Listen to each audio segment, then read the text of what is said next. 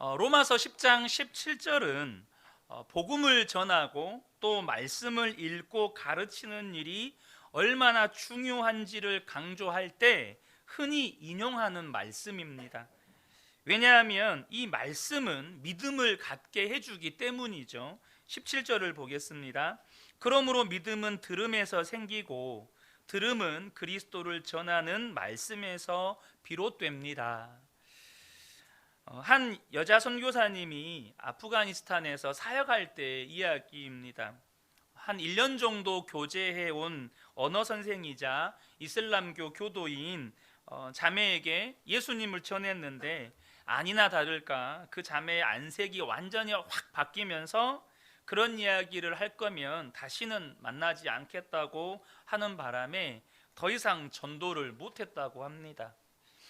그러던 어느 날 이 선교사님이 말씀을 묵상하고 있을 때 이 자매가 약속된 수업 시간보다 좀 일찍 도착하게 되어서 이제 방으로 안내하고 차를 준비하고 있는데 그 자매가 이렇게 펼쳐진 선교사님의 묵상 노트를 봤다는 겁니다. 그러면서 이 글이 당신 생각이냐라고 묻기에 성경에 기록된 내용이라고 했더니 참 좋다, 나도 한번 읽어보고 싶다라고 해서 그 자매와 함께 신약 성경 읽기를 시작한 겁니다. 그러던 중에 이 아프가니스탄의 이 내부 사정이 안 좋아져서 이렇게 떠나게 되어서 성경책만 선물로 주고 이렇게 나올 수밖에 없었다는 겁니다. 한 1년쯤 지나서 이제 그 자매에게 안부 전화를 하게 됐는데요. 그 자매가 선교사님에게 이런 말을 했습니다. 나도 너와 같은 사람이 되었어. 여러분, 정말 놀라운 일 아닙니까? 설교를 무슨 제자 훈련을 한 것도 아니고 성경 공부를 한 것도 아니고 그 자매는 성경을 읽기만 했는데 예수님을 구주로 영접하는 놀라운 구원의 사건이 일어난 거죠. 이처럼 말씀은 우리에게 믿음을 갖게 해줍니다. 그러므로 복음을 전하는 일, 또 말씀을 가르치는 일은 정말로 복된 일이죠. 저와 여러분도요, 예수님을 직접 만나서 예수님을 믿게 된 게 아닙니다. 누군가로부터 전도를 받고 말씀을 듣는 중에 예수님을 믿게 된 거예요. 그러나 사도 바울이 오늘 본문에서 말하려고 하는 것은 믿음은 들음에서 난다거나 복음을 전하는 일이 얼마나 귀한 일인가에 대해서 말하려는 게 아닙니다. 사도 바울이 오늘 말하려는 이 본문의 핵심은 뭐냐 하면 유대인들 문제예요. 유대인들이 왜 예수님을 믿지 않게 된 거냐라는 거예요. 그들이 말씀을 듣지 못해서 예수님을 믿지 않게 된 거냐. 18절 말씀을 보겠습니다. 그러면 내가 묻습니다. 그들은 들은 일이 없습니까?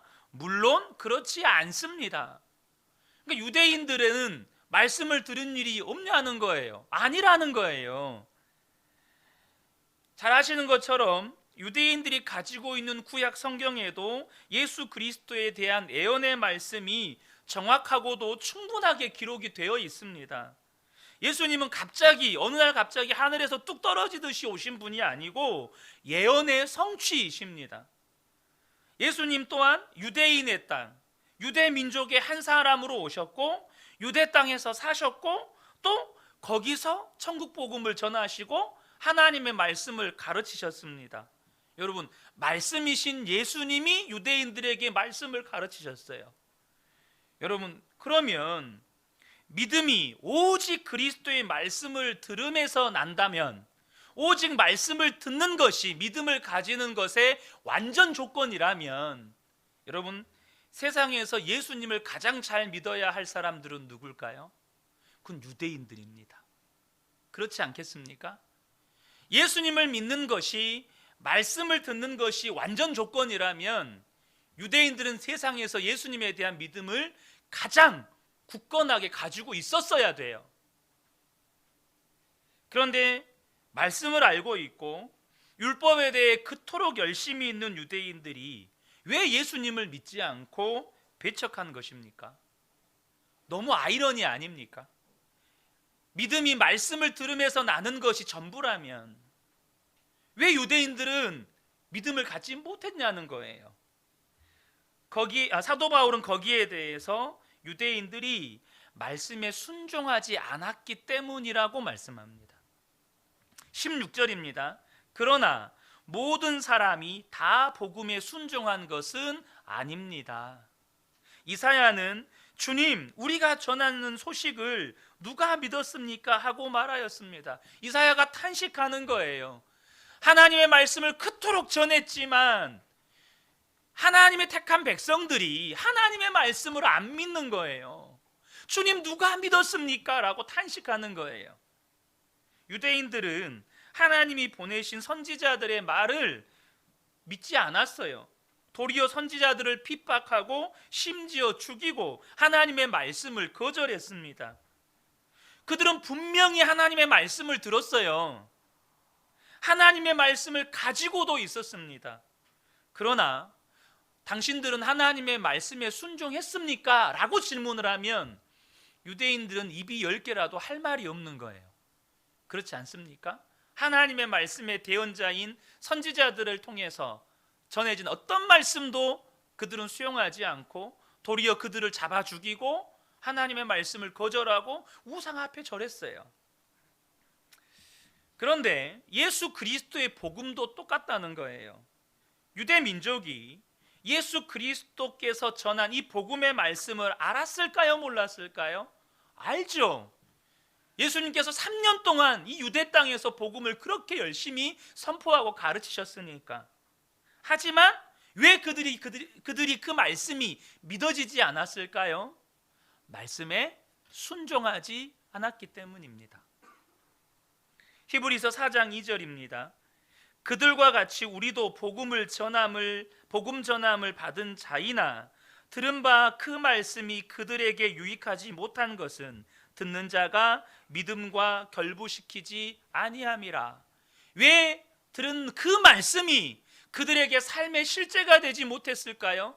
믿음과 결부시키지 않았다는 말은 적어도 유대인들, 그들은 율법만큼은 그들의 삶에 철저하게 적용했어요. 그렇지 않나요? 심지어 말씀하지 않는 영역까지 자기들끼리 규칙을 정해놓고 지키려고 했다고요. 마찬가지로 예수님이 전한 복음을 그들의 믿음과 그들은 결부시키지 않았어요. 예수님의 말씀은 하나님의 말씀이 아니야. 이것은 매우 충격적인 고발입니다.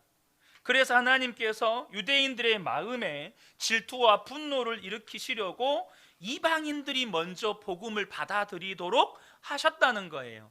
19절 20절을 보면 하나님께서 먼저 모세를 통하여 이렇게 말씀하셨습니다. 나는 내 백성이 아닌 사람들로 너희의 질투심을 일으키고 미련한 백성들로 너희의 분노를 자아내겠다. 또한 이사야는 매우 담대하게 이렇게 말씀을 전하였습니다. 나를 찾지 않는 사람들을 내가 만나주고 나를 구하지 않은 사람들에게 내가 나타났다. 유대인들이 말씀에 순종하지 않으니까 하나님께서는 이방인들이 먼저 복음을 받아들이게 하셔서 유대인들로 하여금 심지어 분노하게 하겠다라고 그렇게 말씀하셨어요. 여러분, 이방인들에게 먼저 복음이 전해진 것이 여러분 신약의 사건만이 아니에요. 이미 구약의 사건에서도 전혀 하나님의 백성이 아닌 이방 민족들이 주께로 돌아옵니다. 우리가 여호수아 강해에서도 나눴었잖아요. 히위 족속들이 주님께로 돌아와요. 하나님께로 돌아옵니다. 여러분, 이 말씀은 예수를 믿는 저와 여러분에게도 동일하게 너무너무 중요한 말씀입니다. 아무리 성경을 읽고 또 설교를 들어도 예수님이 잘 안 믿어집니다 라고 하시는 분, 예배에 나왔지만 복음이 믿어지지 않아서 고민이 되시는 분이 있다면 여러분 정확하게 보셔야 합니다. 과연 나는 말씀을 듣기만 한 것은 아닌가? 말씀을 듣기만 한 것은 아닌가? 들은 말씀에 정말로 내가 순종해 보았는지 여러분 확인해 보셔야 합니다. 말씀에 순종하게 되는 것이 바로 믿음이에요. 많은 분들이 예수님을 믿습니까? 라고 질문하면 거기에 아멘이라고 대답합니다. 여러분, 예수님을 믿습니까? 아니, 여기에도 아멘 안 하시면 어쩌자는 겁니까? 여러분, 예수님 믿으시죠? 자, 그러면 하나님께 순종하십니까? 라고 질문하면 거기에 당황해야 합니다. 예수님을 믿습니까? 라고 질문하면 아멘이 되는데, 하나님께 순종하십니까? 라고 질문을 하면 많은 분들이 꿀먹은 벙어리가 돼요. 왜 그럴까요? 그것은 믿음과 순종을 별개라고 생각하기 때문입니다. 여러분, 그것은 스스로를 속이는 것임을 아셔야 합니다. 믿음은 순종이 되어야 믿음입니다. 그래서 믿음의 또 다른 이름은 순종입니다. 믿음의 다른 이름이 뭐라고요? 순종이에요. 그래서 나는 예수님을 믿습니다 라는 이 말은 나는 하나님의 말씀에 순종하며 삽니다 라는 말이 되는 거예요. 야고보서 2장 22절에 내가 보거니와 믿음이 그의 행함과 함께 일하고 행함으로 믿음이 온전하게 되었느니라. 이 말이 무슨 말입니까? 믿음은 순종과 항상 함께 간다는 거예요. 믿음의 뒷면에는 항상 순종이 붙어 있다는 거예요. 그리고 순종이 있을 때 비로소 믿음은 온전하게 된다는 것입니다. 여러분, 온 인류를 죄와 사망의 종로로 타게 만들어버린 아담의 죄가 무엇입니까? 그것은 하나님의 말씀에 불순종한 것입니다. 따라서 여러분, 가장 악한 죄, 가장 근본적인 죄는 하나님의 말씀에 불순종한 죄라는 것을 여러분이 명심하셔야 합니다. 그런데 안타까운 현실은 뭐냐 하면 많은 성도들이 불순종을 그렇게 큰 죄로 여기지 않는다는 거예요. 많은 분들은요, 요나가 니느웨로 가라는 하나님의 말씀을 들었어요. 그것을 들었음에도 불구하고 불순종해서 다시스로 도망친 것에 대해서 잘 이해가 안 된다고 말씀해요. 내가 요나였다면 니느웨로 갈 거래요. 하나님의 음성을 직접적으로 들었으니까 당연히 니느웨로 가죠. 여러분, 근데요, 용서하라, 사랑하라, 하나가 되라, 기뻐하라, 감사하라, 전도하라, 거룩하라. 자, 이 말씀은 주님의 음성입니까? 아닙니까? 이건 주님의 음성이 아닙니까? 이건 주님의 음성이 아닌가요? 우리가 못 들으니까 하나님이 너무 답답하셔서 눈으로 보라고 성경에다가 기록해 놓으셨잖아요. 하도 우리의 마음속에서 외치는데도 불구하고 못 들으니까 잘 좀 들으라고, 잘 좀 보라고 성경에다가 기록해 놓으셨잖아요. 그런데 여러분, 저와 여러분이 그것이 하나님의 음성인지 몰라서 순종하지 않는 것입니까? 이게 무엇을 말하냐면 지금 요나만 하나님의 음성을 듣고도 불순종한 게 아니에요. 우리도 하나님의 음성을 이미 듣고 있고 하나님의 뜻을 알고 있지만 우리도 불순종하고 있는 게 너무 많아요. 이 말은 우리가 불순종이 얼마나 심각하고 무서운 죄라는 사실을 모르고 있다는 뜻입니다. 여러분, 불나면 그게 얼마나 무서운 건지 아시잖아요. 그래서 우리 어른들은 불조심하시잖아요. 그렇지 않습니까? 근데 우리 갓난 아이들은 불이 무서운지를 몰라요. 저희 아버지가 어렸을 때 자주 치셨던 장난이 있어요.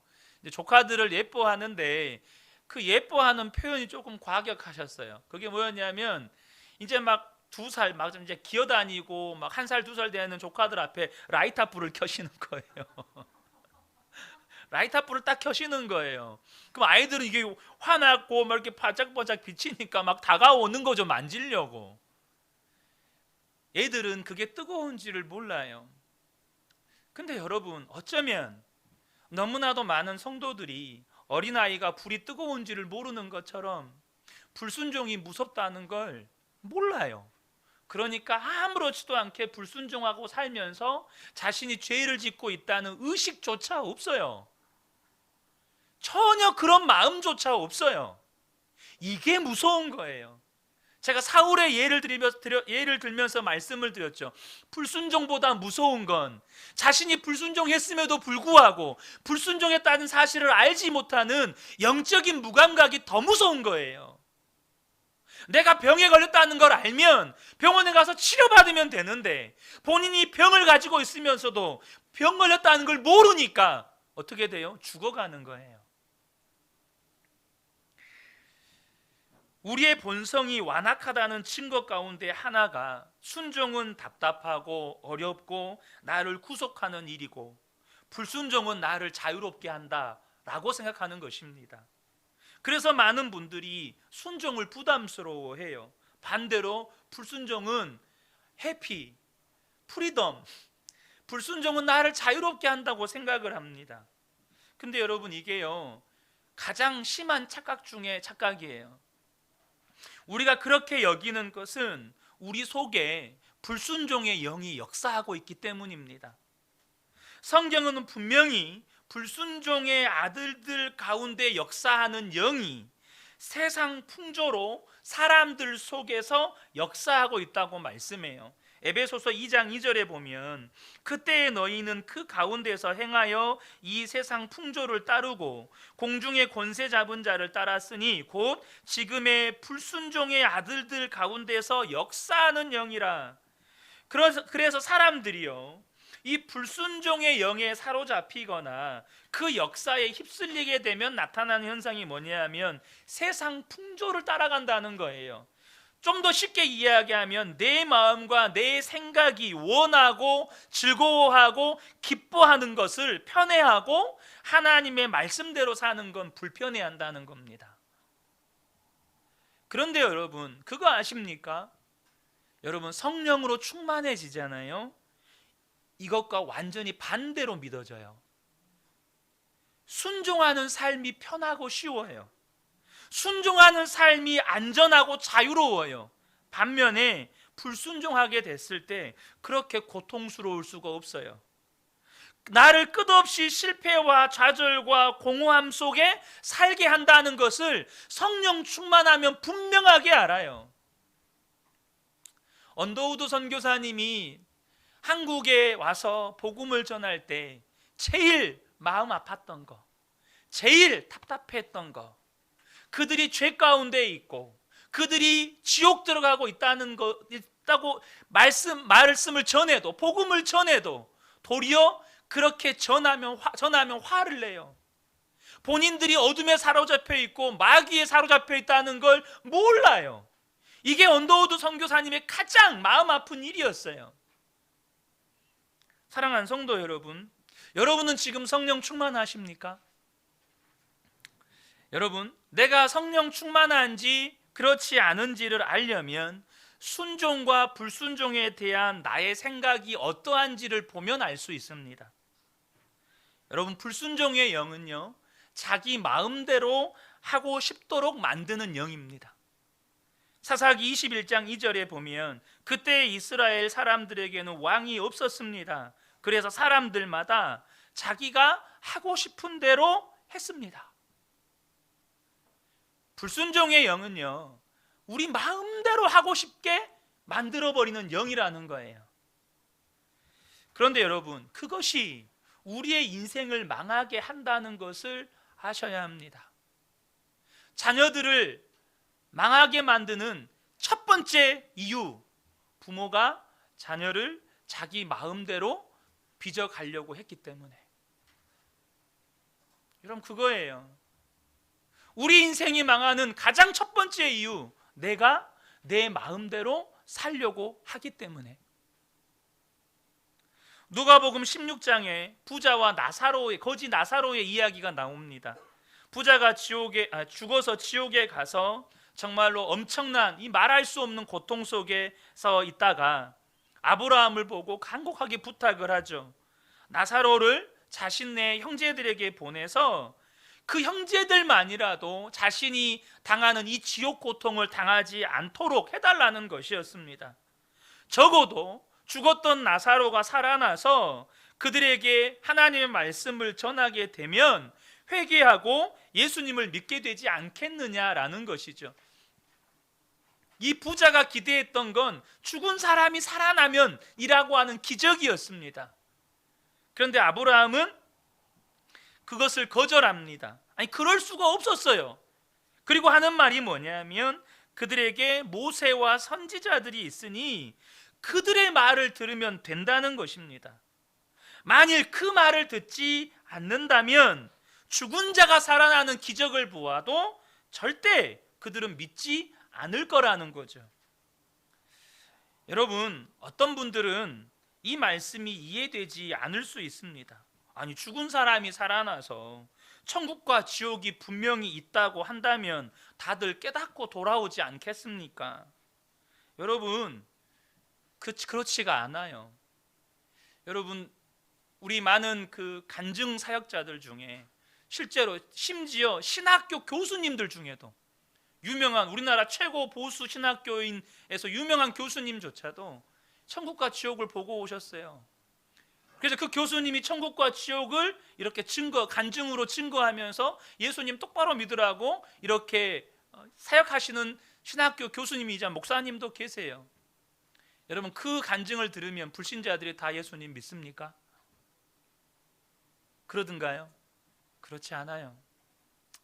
제가 가슴 아픈 이야기이긴 하지만 저에게 아직은 평생의 기도 제목인데, 저희 누님이 저를 이해하지를 못했습니다.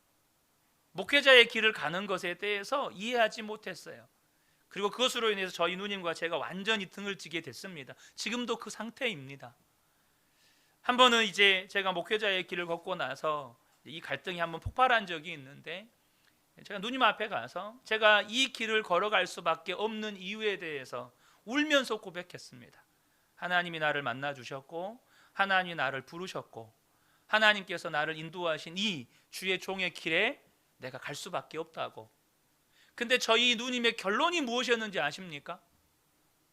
저희 누님의 결론은 이거였습니다. 그것은 너의 자기 최면에 불과하다. 너의 자기 최면에 불과하다. 제가 경험했던 하나님, 제가 들었던 하나님의 음성, 제 삶에 역사하셨던 하나님의 은혜, 아무리 이야기해도 그거는 너의 자기 최면에 불과한 거야. 여러분, 이게 무슨 말이냐면 불순종의 영에 사로잡혀 있는 사람은 천국과 지옥을 이야기해줘도, 하나님의 말씀을 아무리 이야기해줘도 이해할 수도 없고 받아들일 수도 없다는 겁니다. 지금 유대인들이 그런 거예요.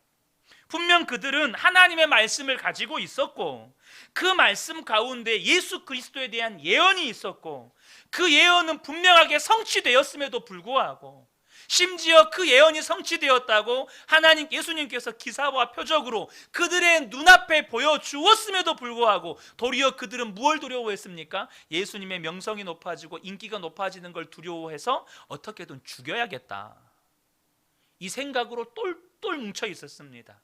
뭘 말하는 겁니까? 불순종의 영에 완전히 사로잡혀 있었기 때문에 구원의 말씀을 들었고 가지고 있었음에도 불구하고, 또 그 증거를 예수님께서 보여주셨음에도 불구하고 믿음을 갖지 못했다는 거예요. 사랑하는 성도 여러분, 여러분 순종과 불순종에 대한 여러분의 생각을 점검하십시오. 여러분, 순종이 기쁘십니까? 불순종이 기쁘십니까? 순종이 편안하십니까? 불순종이 편안하십니까?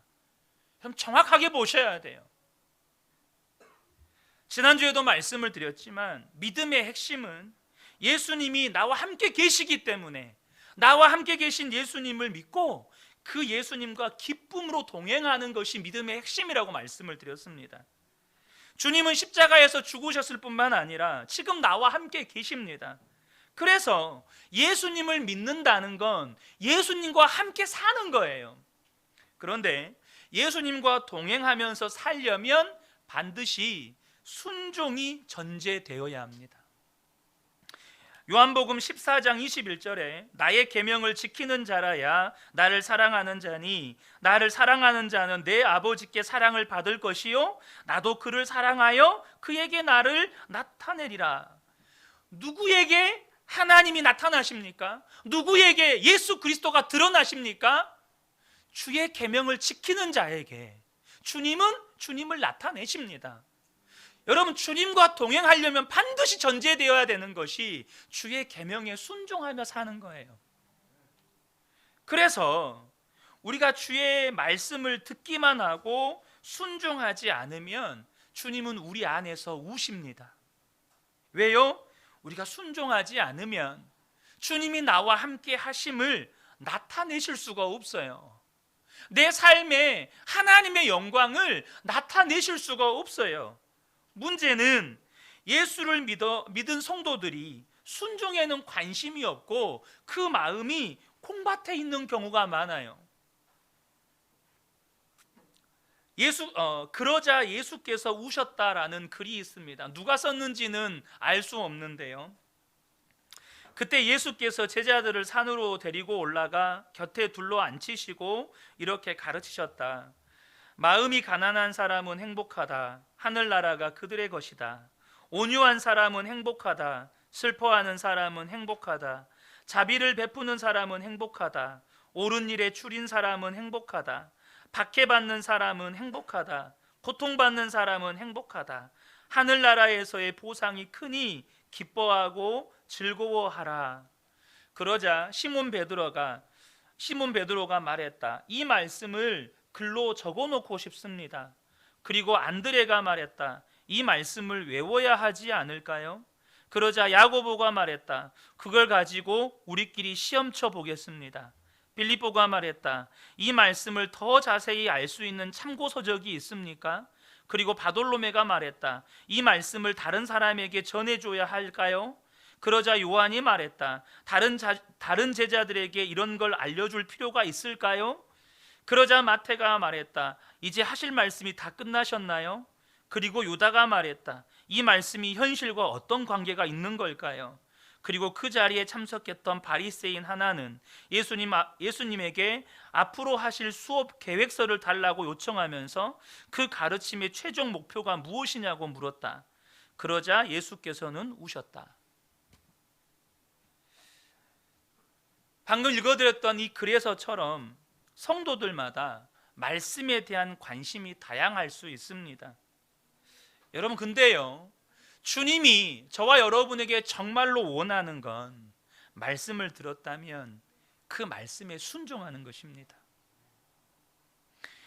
하지만 우리는 순종이 아닌 다른 것에 관심이 많아요. 말씀을 듣기만 하고 순종하지 않는 것은 우리 안에 계신 주님을 울게 하는 것입니다. 본문에도 순종하지 않는 자기 백성을 향한 하나님의 눈물이 잘 드러나 있습니다. 21절인데요. 또한 이사야는 하나님께서 이스라엘을 보고 복종하지 않고 거역하는 백성에게 나는 온종일 내 손을 내밀었다 하신 말씀을 선포하였습니다. 복종하지 않고 거역하는 백성에게 나는 온종일 내 손을 내밀었다. 여러분, 이것이 어쩌면 어제 하루를 살았던 저와 여러분을 향한 하나님의 마음이 아니었습니까? 온종일 저와 여러분 바라보면서 야, 이제는 좀 순종하면서 살자. 야, 이제는 좀 순종해야 되지 않겠냐. 하나님은 대체 어떤 심정으로 복종하지 않고 거역하는 백성에게 온종일 손을 내밀고 계셨는지 상상이 되십니까? 정말로 눈물 흘리면서 그렇게 하고 계시는 하나님의 모습이 여러분 그려지지 않습니까? 불순종하는 백성들에게 우시면서 거듭 손을 내밀면서 내 손 붙잡고 가자. 정말 너 이제는 순종하면서 살아야 돼. 그렇게 말씀하시는 거예요. 사랑하는 성도 여러분, 이스라엘 백성에게 하시는 이 말씀이 오늘 이 자리에서 함께 예배하는 저와 여러분을 향한 말씀인 줄로 믿습니다. 왜요? 성도가 사는 길은 그 길밖에 없거든요. 그러나 문제는 우리가 순종을 너무 부담스러워해요. 그래서 주님이 안타까워하시는 겁니다. 여러분, 교회를 섬기는 목사의 최대의 관심사는 솔직하게 부흥입니다. 그것이 사람 안에 있는 본성이기도 하고, 또한 그것으로 성도들이 목사의 능력을 평가하기 때문입니다. 교회가 부흥하면 와, 우리 목사님은 능력 있는 목사. 교회가 부흥하지 못하면 우리 목사님은 별로 능력 없는 목사. 개척교회를 섬기는 목사로서 부흥에 관심이 없다면 그건 거짓말입니다. 아니, 어쩌면 부흥이 관심의 전부라고 해도 과언이 아닐 겁니다. 제가 오늘 설교를 준비하면서 문득 생각나는 과거의 사건이 하나 있었습니다. 언젠가 설교 중에 한번 말씀드린 사건인데요. 제가 부목사 시절에 한 번은 새벽 설교 후에 기도하다가 통곡을 하게 된 적이 있었습니다. 그 주간 새벽 설교 주제가 순종이었는데요. 설교가 끝나고 개인 기도 시간을 갖는데 하나님께서 제게 그렇게 물으시는 것 같았어요. 너는 순종하기 위해 목숨을 걸어본 일이 있느냐? 갑자기 이 생각이 제 마음 가운데 콱 와서 박혔습니다. 그런데 거기에 대답을 못 하겠는 거예요. 거기에 네라고 대답이 안 되는 거예요. 그래서 제 속에서 정말로 알 수 없는 통곡이 쏟아져 나왔습니다. 순종에 대해 설교만 했지 정작 순종의 삶을 살고 있지 않는 제 모습이 너무 위선적이기도 하고 제 모습이 너무 부끄럽기도 해서 그렇게 회개에 눈물이 났어요. 그런데 당시에는 그것이 통곡의 전부였습니다. 제가 통곡하는 이유의 전부였어요. 그러나 이 말씀을 준비하고, 아니 제가 이제 개척을 하고 교회를 섬기면서 다시 그때를 돌아보면 그럼에도 불구하고 제 모습은 그 이후에도요 별로 크게 달라지지가 않았었습니다. 그렇게 통곡했으면서도 정작 제가 하나님의 말씀에 불순종하며 사는 것에 대해서 그렇게 슬퍼하시는 하나님의 이유와 마음에 대해서 당시에는 제가 알지 못했었다는 거예요. 그런데 이제 교회를 개척하고 제가 십자가 복음에 대해서 눈을 뜨기 시작하고 주님을 바라보는 눈을 뜨게 되면서 그때 하나님께서 왜 제게 그 질문을 하셨는지가 이제 조금 더 깊이 알겠는 거예요. 지금 저에게 가장 다급하고 시급한 문제는 교회의 부흥이 아닙니다. 여러분, 제가 순종이 없으면 어떤 설교를 해도 그 설교는 교리적이고 이론적이고 성도들의 심령에 어떤 자극도 변화도 일으킬 수 없는 그런 설교밖에 안 돼요. 제가 기도를 하더라도 그냥 믿음 없이 하는 기도, 겉돌기만 하는 기도, 아무런 능력도 없는 기도를 할 수밖에 없어요. 순종이 없으면 제가 목회를 하면서 무엇을 하더라도 그 어떤 생명력도 하나님의 능력도 나타나지 않게 된다는 거였어요. 그렇게 하나님께서 제 눈을 조금씩 더 열어주시고 깨닫게 해주시는 것입니다.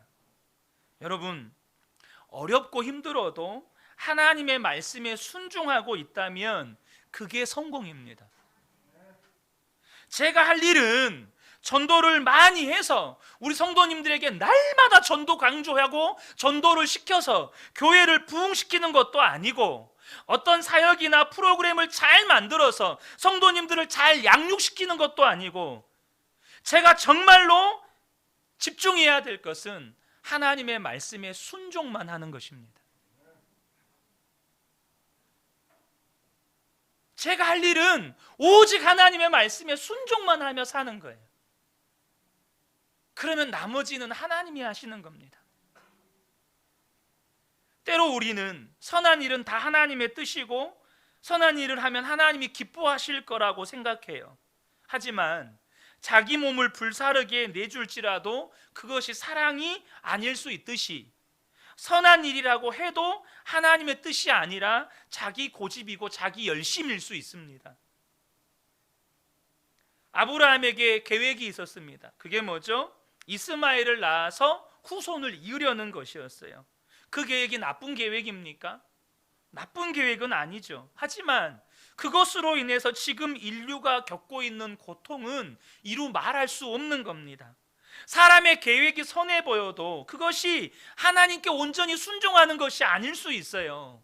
모세가 애굽의 왕자였을 때 자신의 동족 히브리인들이 노예로 비참하게 살아가는 모습을 보고 자기 열심과 능력으로 구원하려고 했습니다. 여러분, 그런 모세를 잘못했다고 누가 말할 수 있습니까? 그러나 모세는 그 후에 40년이나 도망자 삶을 살아야 했습니다. 하나님의 계획은 아니었다는 거죠. 하나님은 우리에게 큰 일을 하라고 하거나 어떤 대단한 일을 요구하시지 않습니다.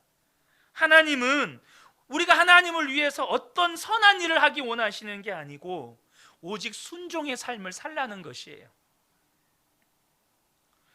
우리는요, 순종을 복받기 위한 혹은 어떤 하나님의 역사를 이루기 위한 수단이라고 생각하기도 합니다. 그러면 하나님께 순종하면 복을 주실 거라고 기대를 하거나 혹은 하나님의 역사를 이루실 거라고 기대를 갖게 됩니다. 그러나 오스왈드 챔버스는 주님은 나의 최고봉에서 이렇게 써놓았습니다. 우리는 예수님께 순종하면 큰 성공을 거둘 거라고 생각하는 경향이 있습니다. 그러나 우리가 바라는 것이 곧 하나님의 뜻이라고 단순히 생각하면 안 됩니다. 하나님의 목적은 정반대일 수 있습니다.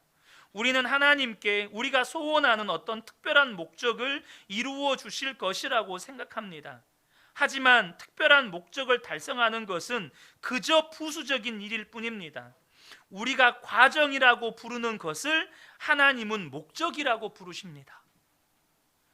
여러분, 우리는 순종을 과정이라고 생각하는데요, 하나님은 순종을 목적이라고 생각하십니다. 우리가 순종하면 그래서 더 어려워질 수도 있고 포기해야 할 때도 있어요. 그러나 여러분, 순종했다면 잘한 일이에요. 하나님이 원하시는 일이 순종 그 자체이기 때문이죠. 순종이 곧 성공인 겁니다. 하나님이 기뻐하시는 건 그냥 순종이에요. 우리가 주님을 바라보기 시작하고 주님과의 인격적인 관계에 눈이 띄고 나면 그때부터 예수를 믿는 우리의 삶은 이제는 순종 생활입니다.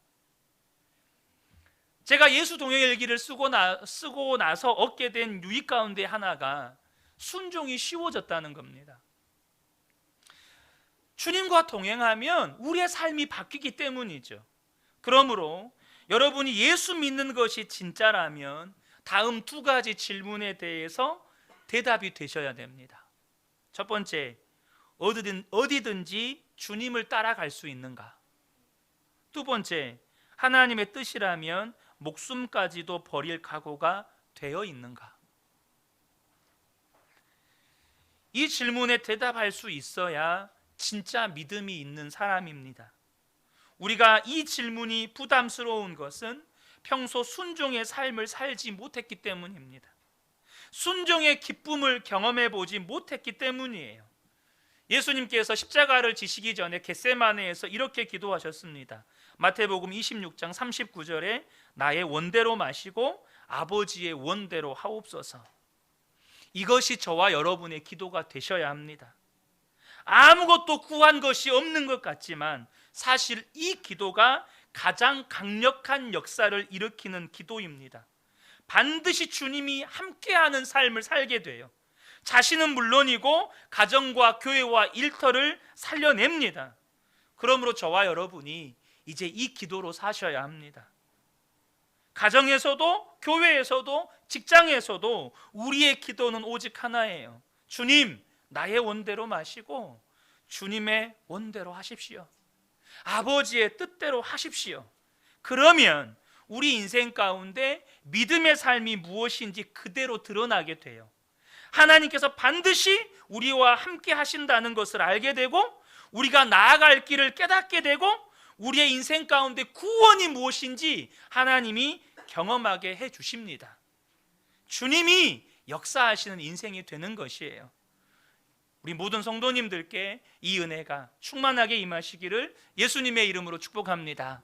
아멘.